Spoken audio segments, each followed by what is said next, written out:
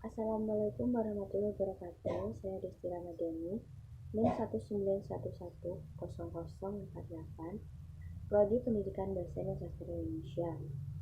Di sini saya akan menjelaskan materi tentang pemrograman bahasa dari mata kuliah Psikolinguistik dan Teori Belajar Berbahasa.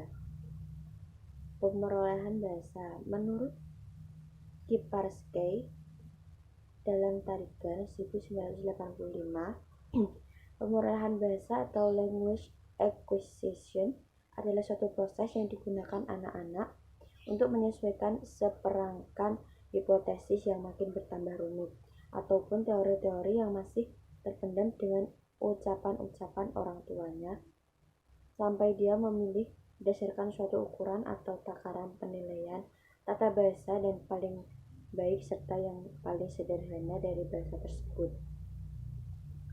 Berbicara mengenai pemrograman bahasa, kita tidak dapat melepaskan dari berbicara mengenai alat pemrograman bahasa atau language acquisition device atau LAD.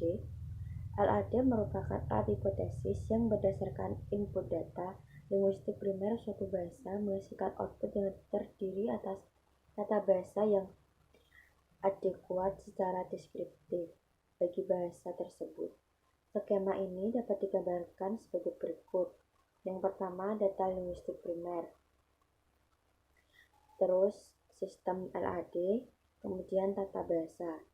Peralatan pemrograman bahasa haruslah merupakan keberdikarian bahasa atau language independent, yaitu mampu mempelajari setiap bahasa manusia yang mana saja dan harus menyediakan serta menetapkan suatu batasan pengertian atau gagasan bahasa manusia atau Chomsky dalam Tarigan 1985. Ada yang mengatakan bahwa LAD adalah sejenis kotak hitam atau black box di dalam otak manusia. Dari wacana di atas dapat ditarik kesimpulan adanya suatu model pemerolehan atau acquisition model bahasa yang dimaksud dengan model pemerolehan adalah suatu siasat yang digunakan anak-anak untuk menyusun tata bahasa dan tepat lagi bahasanya, untuk mempelajari bahasanya berdasarkan suatu sampel data linguistik utama yang terbatas. Selanjutnya, teori pemerolehan bahasa anak. Teori pemerolehan bahasa pada anak meliputi teori behaviorisme, nativisme, kognitivisme, dan interaksionisme. Teori behaviorisme. Teori behaviorisme menyorot aspek perilaku kebahasaan yang dapat diamati langsung dalam hubungan antara rangsangan atau stimulus dan reaksi atau respons. Perilaku bahasa yang efektif adalah membuat reaksi atau R yang tepat terhadap rangsangan atau stimulus S. Reaksi ini akan menjadi suatu kebiasaan jika mendapat penguatan atau reinforcement.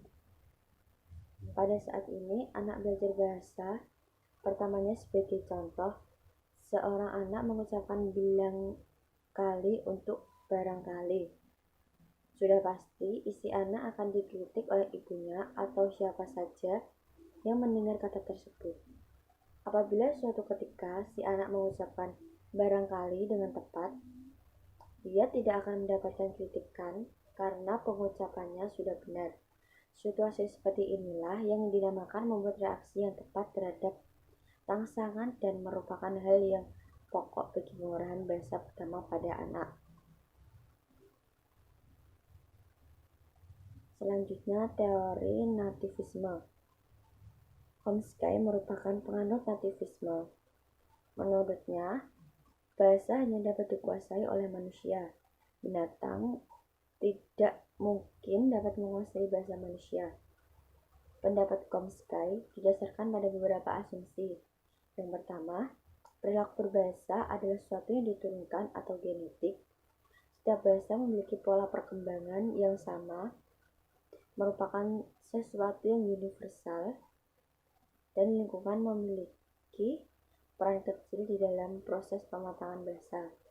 Kedua, Bahasa dapat dikuasai dalam waktu yang relatif singkat. Ketiga, lingkungan bahasa yang tidak dapat menyesuaikan data yang cukup bagi penguasaan tata bahasa yang rumit dari orang dewasa. Menurut aliran ini, bahasa adalah sesuatu yang kompleks dan rumit sehingga mustahil dapat dikuasai dalam waktu yang singkat melalui peniruan. Nativisme juga percaya bahwa setiap manusia yang lahir sudah dibekali dengan suatu alat untuk memperoleh bahasa atau language acquisition device, disingkat LAD. Mengenai bahasa yang akan diperoleh anak tergantung pada bahasa yang digunakan oleh masyarakat sekitar. Selanjutnya, teori kognitivisme. Aliran kognitivisme berawal dari pernyataan Jean Piaget 1926 yang berbunyi, logical thinking underlines both linguistic and non-linguistic development. Pikiran logis membawahi perkembangan linguistik dan non-linguistik. Pernyataan ini memancing para ahli psikologi kognitif menerangkan pertumbuhan kemampuan berbahasa. Mereka menilai penjelasan Chomsky tentang hal itu belum memuaskan. Teori kognitivisme menjelaskan bahwa bahasa bukanlah suatu ciri alamiah dan terpisah, melainkan salah satu di antara beberapa kemampuan yang berasal dari kematangan kognitif. Bahasa distruktur oleh nalar. Perkembangan bahasa harus berlandaskan pada perubahan yang lebih mendasar dan lebih umum di dalam kognisi. Jadi urutan-urutan perkembangan kognitif menentukan untuk perkembangan bahasa. Menurut Cair 2003. Selanjutnya, teori interaksionisme. Teori interaksionisme bertanggapan bahwa pengolahan bahasa merupakan hasil interaksi antara kemampuan mental pembelajar dengan lingkungan bahasa. Pemerahan bahasa itu berhubungan dengan interaksi antara masukan dengan kemampuan internal yang dimiliki pembelajar. Setiap anak sudah memiliki LAD sejak lahir. Namun, tanpa ada masukan yang sesuai, tidak mungkin anak dapat menguasai bahasa tertentu secara otomatis. Dalam pemerahan bahasa pertama, anak sangat dipengaruhi oleh faktor internal dan eksternal.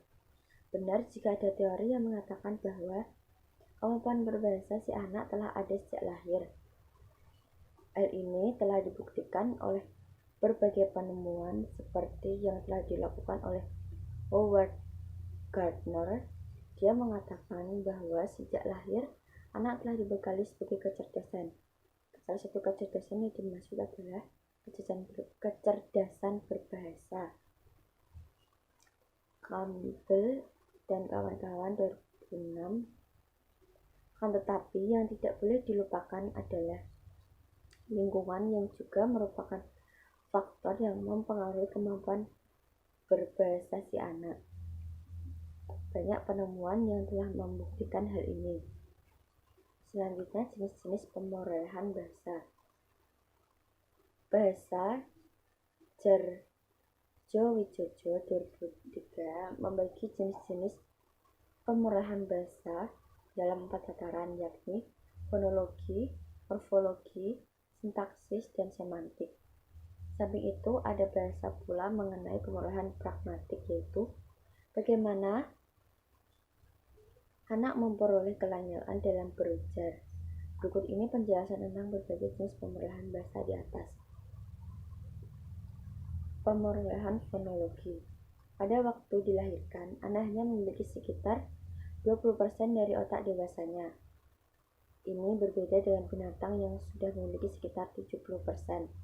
Karena perbedaan inilah, maka binatang sudah dapat melakukan banyak hal segera setelah lahir, sedangkan manusia hanya bisa menangis dan menggerakkan gerakan badannya. Pada umur sekitar 6 minggu, anak mulai mengeluarkan bunyi-bunyi yang mirip dengan bunyi konsonan atau vokal. Bunyi-bunyi ini belum dapat dipastikan bentuknya karena belum terdengar dengan jelas. Proses pengeluaran bunyi-bunyi seperti ini dinamakan cooing yang telah diterjemahkan menjadi dekutan. Anak mendekutkan bermacam-macam bunyi yang belum jelas identitasnya. Pada sekitar umur 6 bulan, anak mulai mencampur konsonan dengan vokal sehingga membentuk apa yang dalam bahasa Inggris dinamakan babbling, yang telah diterjemahkan menjadi celotehan. Celotehan dimulai dengan konsonan yang keluar pertama adalah konsonan bilabial hambat dan bilabial nasal. Vokalnya adalah A, dengan demikian strukturnya adalah KV. Pemerolehan morfologi. Afiksasi bahasa Indonesia merupakan salah satu aspek morfologi yang kompleks. Hal ini terjadi karena satu kata dapat berubah maknanya karena proses afiksasi atau prefiks, sufiks, simulfiks. Selanjutnya, pemerolehan semantik. Menurut beberapa ahli psikologi perkembangan, kanak-kanak memperoleh makna suatu kata dengan cara menguasai fitur-fitur semantik kata itu satu demi satu sampai semua fitur semantik yang dikuasai oleh orang dewasa. Claire secara umum menyimpulkan perkembangan pemerolehan semantik ini dalam 4 tahap. Pertama, tahap penyempitan makna kata. Kedua, tahap generalisasi berlebihan. Ketiga, tahap medan semantik. Yang keempat, tahap generalisasi. Pemerolehan sintaksis. Dalam bidang sintaksis, anak mulai berbahasa dengan mengucapkan satu kata atau bagian kata. Kata ini bagi anak sebenarnya adalah kalimat penuh, tapi dia belum dapat mengatakan lebih dari satu kata dari seluruh kalimat ini. Dan terakhir, pemerolehan pragmatik. Pemerolehan pragmatik, Jacobson mengatakan bahwa pemerolehan pragmatik anak dipengaruhi oleh lingkungannya. Dalam pemerolehan pragmatik, anak tidak hanya berbahasa, mereka juga memperoleh tindak berbahasa. Darjo Wijojo membagi pemerolehan pragmatik dalam 2 teori, masing-masing pemerolehan niat komunikatif dan kedua pemerolehan kemampuan percakapan. Pada minggu-minggu pertama sesudah lahir, anak mulai menunjukkan niat komunikatifnya dengan tersenyum, menoleh bila dipanggil, menggapai bila diberi sesuatu, dan memberikan sesuatu kepada orang lain. Pemerolehan kemampuan percakapan terdiri dengan struktur percakapan yang terdiri atas 3 komponen, yaitu pembukaan, kedua giliran, dan ketiga penutup. Bila orang tua menyapanya atau anak-anak yang menyapa terlebih dahulu, itulah tanda bahwa percakapan akan dimulai. Pada tahap giliran dan terjadi pemberian respon dan bagian-bagian penutup. Tidak mustahil pula bahwa pertanyaan jadi tidak terjawab karena anak lalu pergi saja meninggalkan orang tuanya atau beralih ke kegiatan yang lain. Sekian materi yang saya sampaikan. Mohon maaf apabila ada salah kata atau ada beberapa gangguan. Sekian dari saya. Wassalamualaikum warahmatullahi wabarakatuh.